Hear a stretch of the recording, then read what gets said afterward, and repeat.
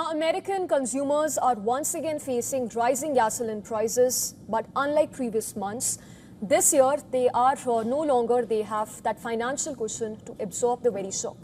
Now, average U.S. pump prices have also climbed back above $4 a gallon after surging more than 50% in the days following the U.S. and Israel's attack on Iran. The difference this time is that the tax refund season is finally over. Earlier in the year, many households were able to offset higher fuel bills with larger federal tax refunds.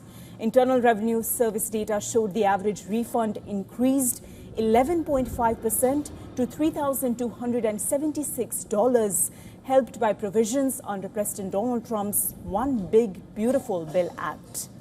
Those payments supported consumer spending even as energy prices climbed.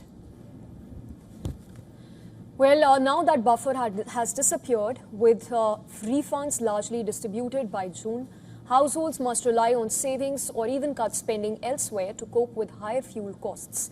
The pressure essentially comes at a time when consumers have already been grappling with elevated grocery prices and the lingering effects of inflation.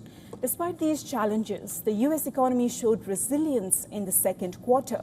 Inflation-adjusted consumer spending, which accounts for roughly two-thirds of U.S. economic activity, it grew at an annualized 3.2%, helping lift overall economic growth above expectations. However, signs of strain are emerging. The U.S. personal saving rate fell in June to its lowest level since 2022, thereby reducing households' ability to absorb another jump in essential expenses. Gasoline prices, for that matter, are being driven largely not only by higher crude oil costs, but also account for more than half of the price at the pump. But also by tight fuel supplies, U.S. refineries and refiners have increasingly prioritized diesel and jet fuel, products enjoying stronger global demand and higher margins, thereby leaving gasoline supplies unusually low across U.S. For millions of Americans, especially low-income households with smaller tax refunds, the impact is immediate. Higher fuel bills leave less money for groceries, savings, and discretionary purchases.